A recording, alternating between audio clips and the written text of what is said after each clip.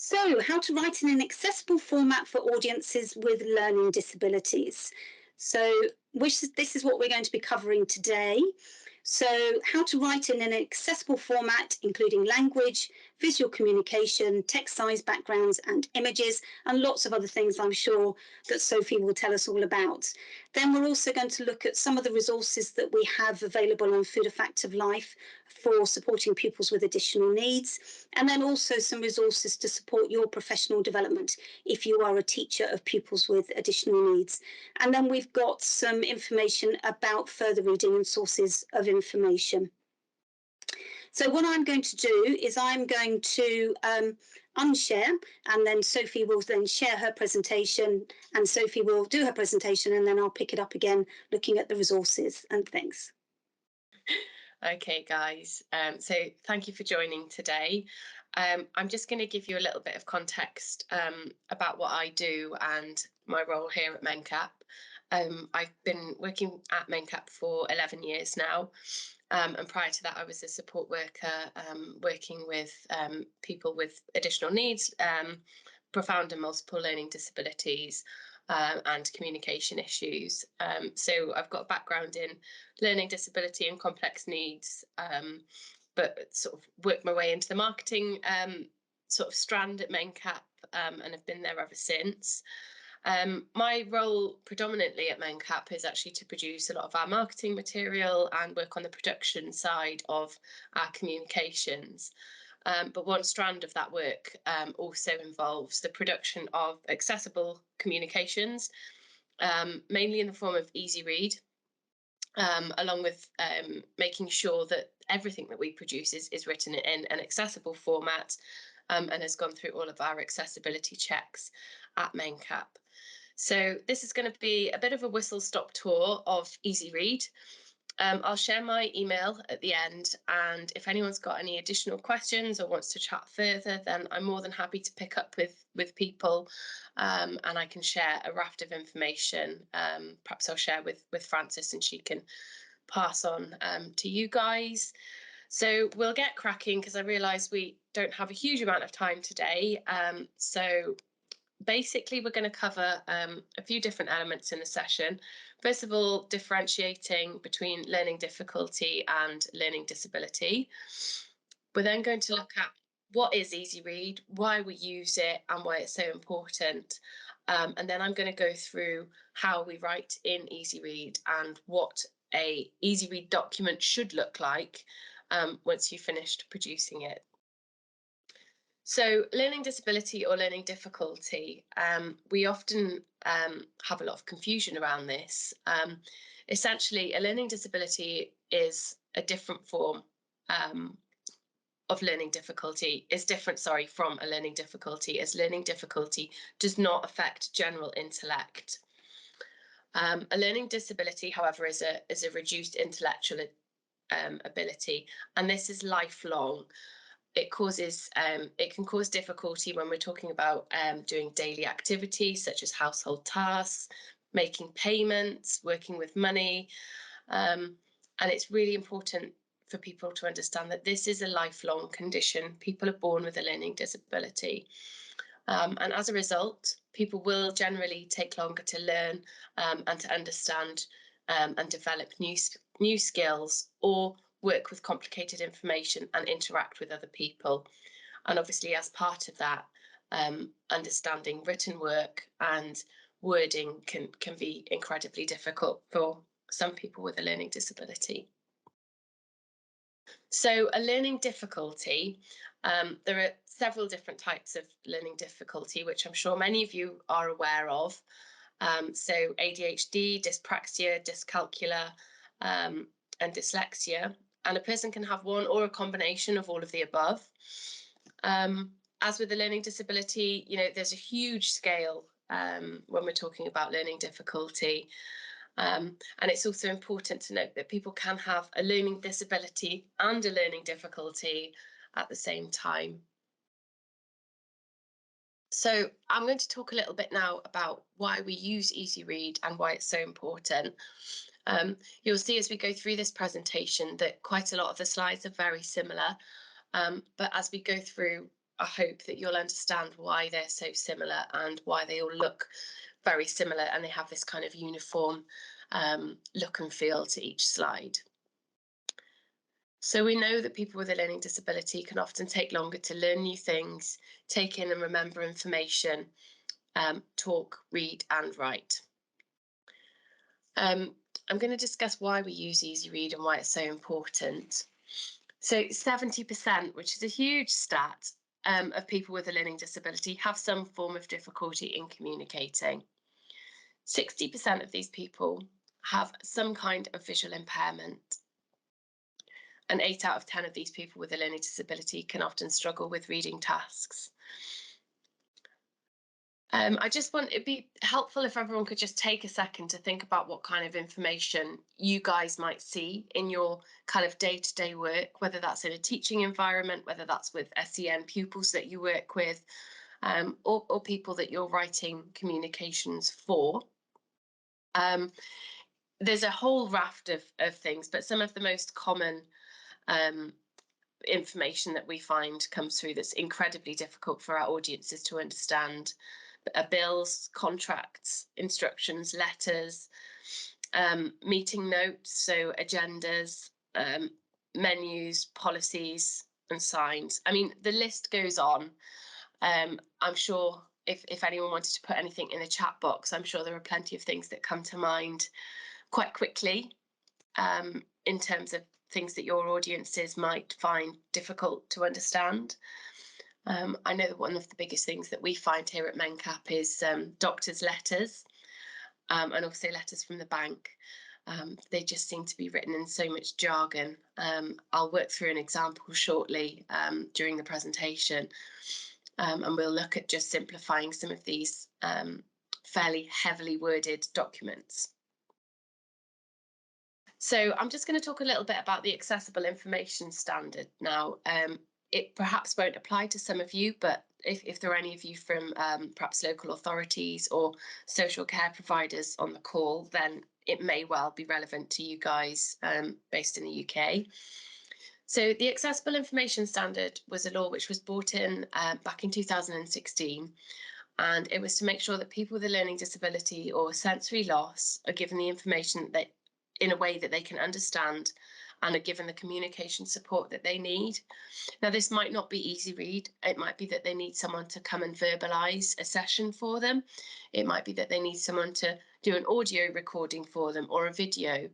But the idea of the Accessible Information Standard is to ensure that all people with a learning disability receive information in a way that is clear and accessible to them. So it's now law for the NHS and adult social care services to comply with the Accessible Information Standard. It was introduced in 2016 to ensure that people are given the information in a form that is easy to understand. So any organisation that offers NHS or adult social care services should now follow the standard by law. This includes doctors, dentists, hospitals, pharmacies and social care providers. I quite often, when I present this session, quite often get a few really shocked faces because people just don't know that it exists. So if you've got any further questions around this and who should be providing accessible communication, then by all means drop me an email, or actually if you give it a quick Google, you'll see who really needs to be complying with this and who doesn't. So on to discussing why we use Easy Read. So essentially it's a way of producing information for people with a learning disability that don't get the information that they need. It's wrong, and people with a disability should have the right to the same information as everyone else. This is why we should all be more aware of Easy Read and produce it. I always say here, I think it's really important, to think that actually, if we were all given a simple version of some of the heavy text documents that we have to read through on a daily basis, I'm sure we would all choose the simplified version where things are laid out clearly and where you can pick out the key pieces of information.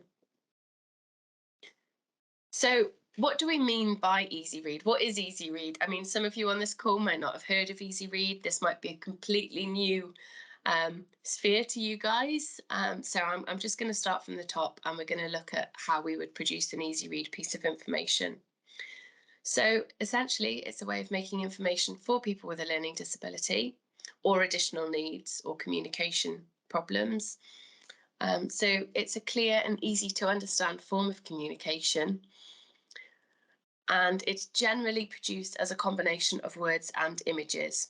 Obviously, if you're working with people that are non-verbal or perhaps wouldn't have capacity to understand any written words, then that can be reviewed, and in which case we might look at producing a picture book or something that could be guided by images and icons rather than the written word.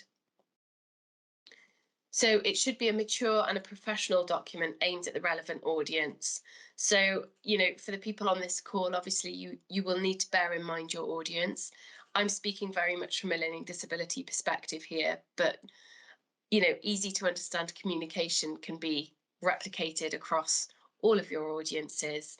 And I'm sure everyone that you speak to would be grateful to have information that's clear and accessible. So first of all, I'm going to look at how we would write an easy read document, and how we look at making the words clear and accessible. And then we'll go on to looking at adding icons and images and looking at how we would produce it from start to finish. So the first rule of easy read is that there are no strict rules. And this is because every one of us, we're all different and everyone has different needs. So it's important to remember that one piece of guidance might not be suitable for everyone. It really isn't a case of one size fits all here. It's important to remember that this is really being written for the audience in mind. So at MenCap, we have a set of basic guidelines, and they're called our Make It Clear guidelines. We do have an external document, which I'm happy to share at the end of this session, which gives you step-by-step tips on how to produce easy read and how it should look. So I'll share this at the end of the session, and you can keep that as your little handbook for producing clear and accessible info. So again, here, just a reminder that content needs to be produced with the people in mind. So before you put pen to paper and start typing, I would really think hard about your audience. Who have you got in mind? Is it to a classroom of, 12 to 16-year-olds? Is it to a college audience? Who are we really talking to here? And from that, you can then decide on what direction your communication takes. And practice makes perfect. So repetition is really important when it comes to writing easy read. I know if I've not written an easy read document for a while, it always takes me longer than if it's been something I've been working on fairly regularly. So when it comes to writing easy read, it's important to remember that it's not a direct translation of a standard text document. So it's really a case of only telling people what they need to know. So that might be a case of going through a document with a highlighter and just pulling out the real key information and just using that information. So it's important to be as clear as possible, and order the information in a clear and logical way. So perhaps in a standard document, that information might not be necessarily in the most clear or logical format. So this is where it becomes important to actually pull out your key information before you start scribbling things down on paper. And sometimes easy read will require us to add in extra information that we do need, such as examples or definitions or explanations for difficult words. So if I'm writing a hefty easy read document and there are various words in there that are going to be difficult to explain, I tend to put a bit of a glossary at the start of the document. So if we're talking about transition age, or if we're talking about moving to colleges or anything detailed, then I would always pop an explanation in as a kind of glossary page at the start. So if we use the words tenancy agreement, it's very difficult to simplify the words tenancy agreement. So in that case, we would just highlight it in bold and give a very simple explanation as to what those words mean. So I'm going to go through some basic do's and don'ts. So when we're writing easy read, we try and use direct language such as we and you, almost as if you're sat in the room talking to the person that you've got in mind or talking to the audience that you have in mind. So rather than saying we will advise service users, we just keep it really simple and say we will let you know. We use one idea per sentence and we keep them short. When we're writing lists, we use bullet points. We use full stops instead of commas to keep sentences short and sweet. When we write the numbers, we write them numerically rather than in the written word. And when we're describing things, we use the same word to mean the same thing throughout. So we don't need to be walking, talking thesauruses. We can just use the same word throughout the document to explain the same thing. And this is just to keep things consistent and keep things as simple and as clear as possible. So in terms of things not to do, completely avoid using jargon or complex terms. Try not to use humour unless it's really clear. We've had people in the past that have sent us stuff and they've tried to be, they've tried to be funny, and it's kind of, stuff like it's raining cats and dogs outside. We often find humour gets taken very literally in a learning disability audience, so we try and steer clear of anything too humorous, I'm afraid to say. And it's not a case of including everything. It really is only the key parts that we need to be including in an easy read document. We're talking about dates, times, numbers, places to be, who needs to be involved. If we're talking about a project or an exam, then we just need to convey the clearest and the most simple information. So there are a few stages to easy read production. So my first piece of advice would be to go through and highlight the key pieces of information and then write it in an accessible way. So before you start producing your overall document, get your key pieces pulled out and get them written down in a clear and accessible way. So any difficult words, as I've just mentioned, a glossary at the start of a document often works really well. We tend to put it at the start because if you've made it to the end, then it kind of makes the whole glossary thing pointless. And obviously put the content in a clear and logical order. So I'm not going to work through this with you all because there's so many of you on the call. But if I was doing a face-to-face session, then we would ask people to pull out the key pieces of information in this. This was actually a letter that was sent to one of our supported living services that was supposedly aimed at the people that lived in the property, all of whom had a learning disability. And as you can see in the way it's written, it's really not clear and it's not accessible for the people that the letter is actually aimed at. So on the next slide, you'll see I've pulled out the key information, So which is, regular house meetings will be held. It's voluntary to attend. It's a valuable time for residents to discuss any issues. And if people want to put any issues forwards, then they can ask a staff member for further support. So by pulling out those key pieces, we can see what it is that we really need to get across. And in the next slide, you'll see that we've really just simplified it and broken it down into a much more clear and logical way.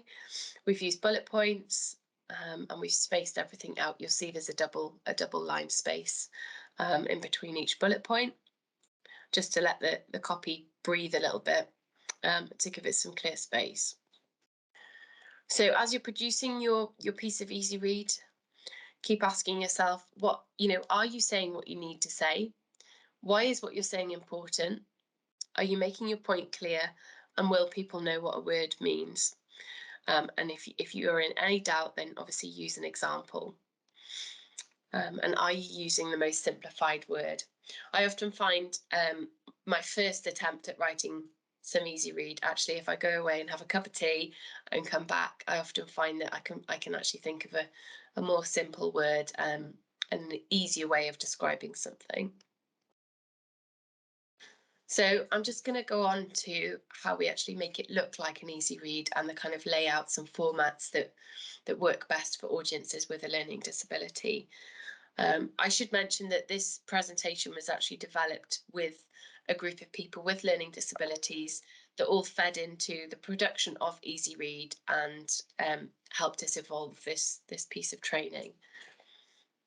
So when it comes to choosing format, we say as a general rule, A4 is the best size because A5 can be a bit cramped, and obviously you won't get a huge amount of text on the page at A5. Do not produce leaflets that fold out. So, you know, like the theme park leaflets that you often get, the adventure bits and pieces, they all fold out and they have pages and pages, and they can become quite difficult to read. When we've spoken to our steering group for this, they said that they find reading columns very difficult because people tend to read from left to right, and it's very easy to go across columns. So we try and steer clear of leaflets that fold out or anything with columns in it. So steer clear from newspaper stuff. Anything that's kind of newsletter wise, then we would always recommend going back to an A4 and write it like a book almost. So try not to make things too long. 12 pages is ideal. To give you an idea, when we did the manifestos for the last general elections for the political parties, we managed to get their core manifestos down to about 20 pages. So that should give you an idea of the level of detail that is needed for Easy Read. So use large writing and text. We always recommend size 16 font for any core text, and then bigger fonts for titles. So 16 for your main text and then 18 or 20 for your titles. Don't use italics or underlining. The underlining confuses people with the curling underneath the G and the E's. And we try not to use italics because it just puts too much of a slant on the text. And leave lots of space around your writing. So we recommend doing a double return space on your keyboard before you start a new sentence. And any important words can be put into bold.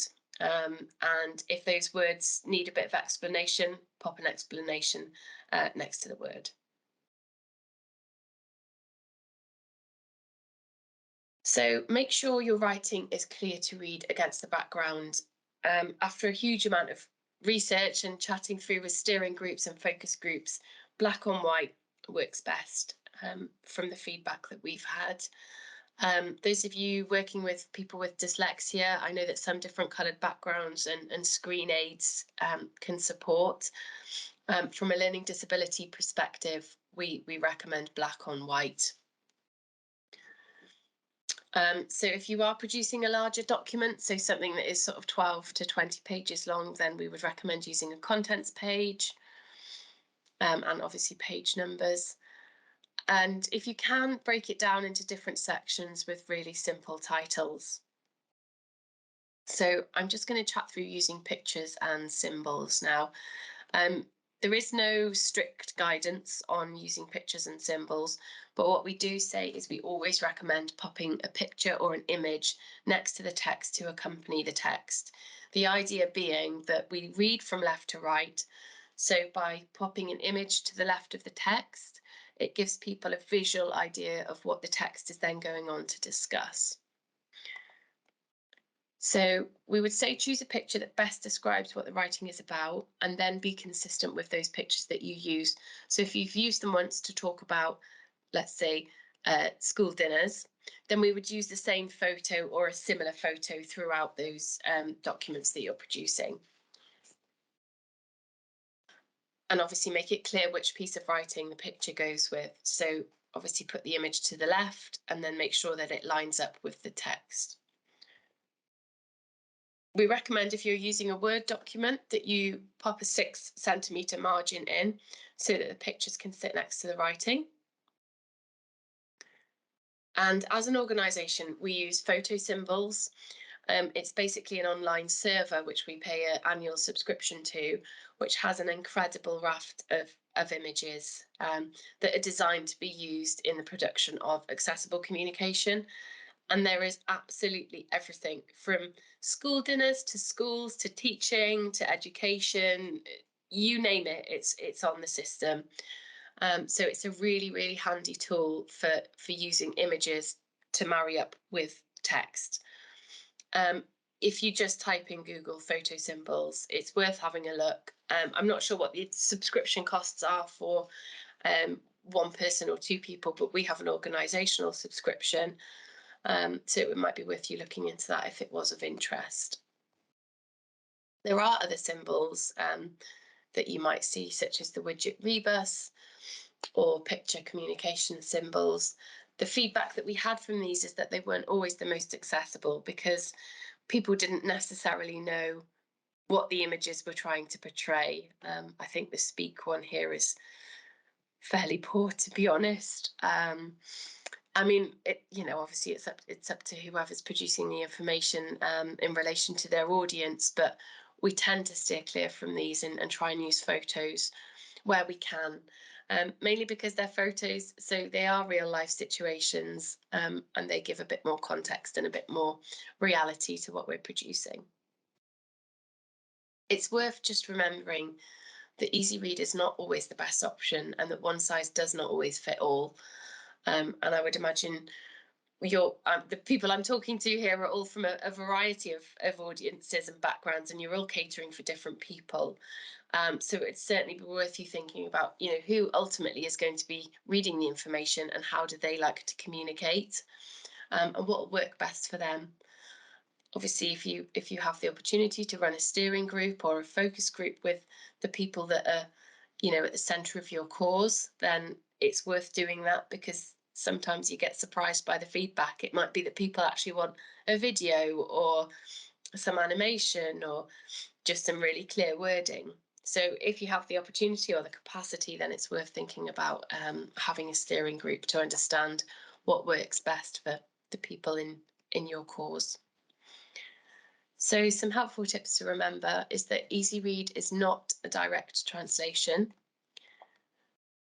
Ask people with a learning disability what they think. So we often, before we produce anything that goes out externally, everything gets run past someone with a learning disability for their thoughts and their feedback on whether or not it can go out or not.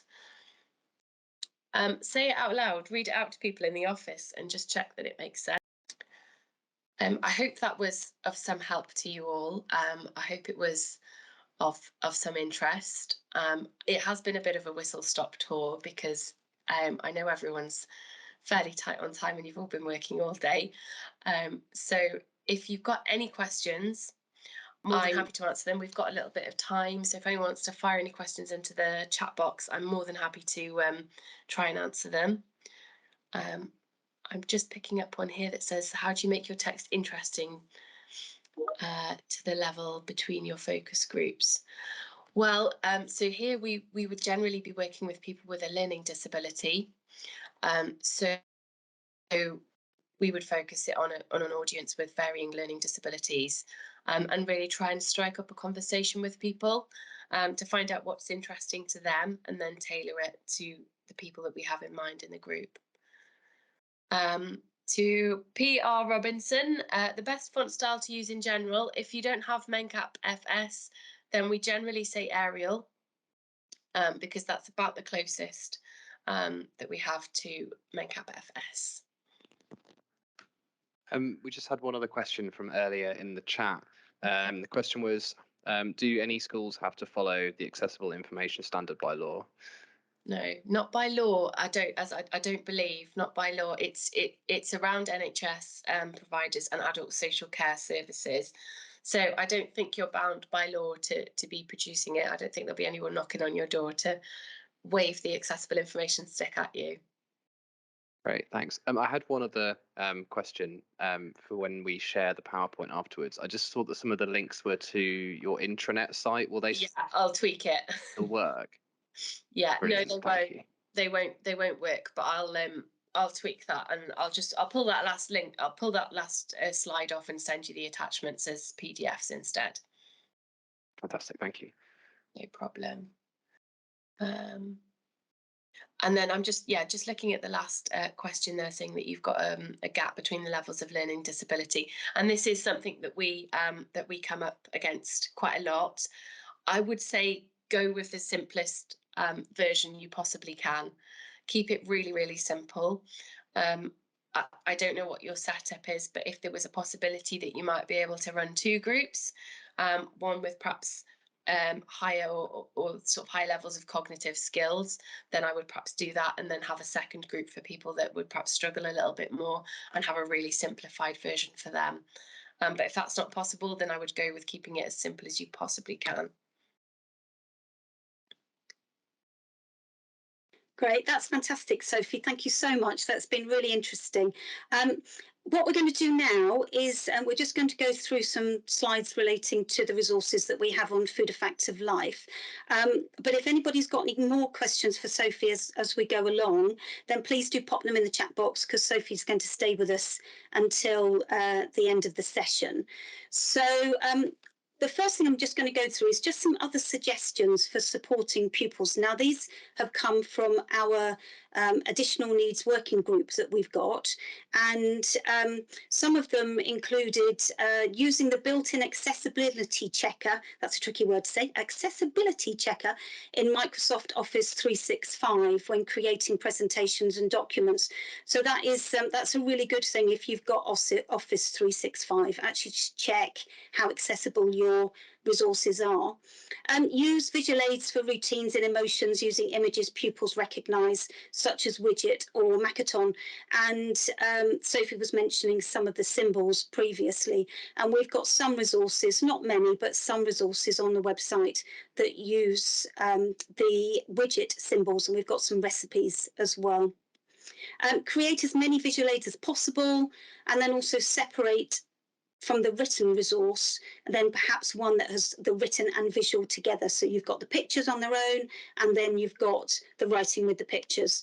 And then also a clear structure and tick boxes beside task for completion, so that the pupils can work through things and actually do things in stages.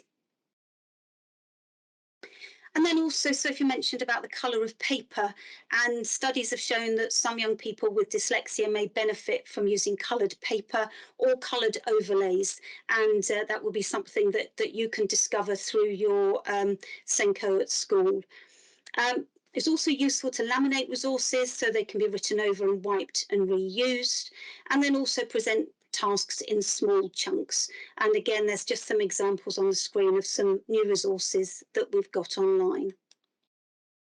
And these ones I just thought I'd show you, which actually sort of link together some of the resources and the different styles. So the first 3 are a widget recipe for making scrambled egg. And then the middle ones are the written version of making a scrambled egg. And as you can see on there, there are tick boxes next door to the ingredients and the equipment, and then also the method, so that the pupil can tick off once they've got all the equipment, all the ingredients, and then done each stage of the method. And then we've also got some videos, and they're peer-to-peer videos of making different recipes, and particularly ones for scrambled egg, and it's scrambled egg on the hob or in the microwave. And then we've got another video which is linked to getting ready to cook, and then a presentation about the different stages of making a recipe. The other thing as well we've got online is a document that we put together, which is the characteristics of good practice in teaching food nutrition education to pupils with additional needs. And this is the 3rd in a series of good practice documents that we have online. And we put this together with educational needs experts around the UK, and it really characterises what's good practice looking at working with pupils with additional needs, and particularly with food and nutrition. And also it's got a focus about careers, and careers in hospitality and catering too. And then we've got a vast range of new resources online that you might be interested in having a look at. And we've done quite a lot of work. We've got a brand new area on the website for pupils with additional needs. And we've got resources in 9 key areas. And there's lots of them, and they have a teacher's guide, and then there's a presentation which has got lots of visual stimulus in it. So this hopefully will fit in quite nicely with what Sophie was saying about keeping it simple and lots of visual cues. And then also we've got some resources, new resources around developing skills for independent living as well. And that's particularly focusing on planning what to cook, going shopping, cooking, and then eating and sharing. We've also got some support for your professional development. So linked to the characteristics guide, we've got some reflection documents and audit tools online that you might like to have a look at to actually reflect on your own practice and see if there are any areas that you could work on or improve for the future. And then as part of the guide, we've also got 3 pages of websites and useful information that will help you with your work around supporting pupils with additional needs. And those are all links, and you'll be able to click through those and go to the websites and get further information from all of the different sources. And then we've got some further training coming up as well. We've got another 2 webinars coming up in this series. So we've got one next Wednesday, which is around key food skills, adaptations and considerations that are needed when looking at working with pupils with additional needs. And then we've got another one on Thursday, the 9th of June, which is around developing skills for independent living, looking particularly at food and drink. We've also got some webinar recordings from some training that we had last year, and that again is introducing the characteristics document and how you could use that in school. It's another one around hands-on teaching pupils with additional needs, and then a careers in hospitality and catering webinar. And we have also a free online course that links to our characteristics guide, which you can register for and work your way through. But do have a look online and see all the training that we've got. And it's fully accessible and is easy for you to book and attend. So thank you very much. I'm sorry that some of you have had a problem and haven't been able to see the slides, but what we will do is we'll make sure we get the recording to you, and we'll also circulate both my presentation and Sophie's presentation. So Sophie, I don't know if you want to join us again. Happy to, yeah, happy to join at another time if it's of any help to anyone. Lovely. In the meantime, yeah, I'll make sure I ping over the PowerPoint and send on some additional bits. That's lovely. Thank you very much. So if anybody's got any further questions, if you wanted to quickly pop them in the chat box. If not, I think we'll probably say goodbye and thank you very much for joining us. We will put the evaluation link. I'll ask my colleague Ewan to pop that in the chat box now. So if you can do the evaluation for us, that would be great. If not, we will send it to you tomorrow in an email along with the presentation and the recording as well. So thank you ever so much for joining us. We really appreciate it, particularly after a long day. If you've got any questions about any of the resources that I've mentioned or the training, please contact me. Or if there's anything that you would like to contact Sophie about, she said she'd make her email accessible, which is very kind of her. So, Sophie, there's a quick question here, actually, before we finish. Is it helpful to use sign language to your easy read documents? That's a really good question, actually. We don't tend to. If we were going to do sign language, we would often put a video together. But obviously, if you've got the BSL images and stuff for sign language, then yes, absolutely. The whole point is that it's accessible. So if that works for your audience, then by all means, pop it in.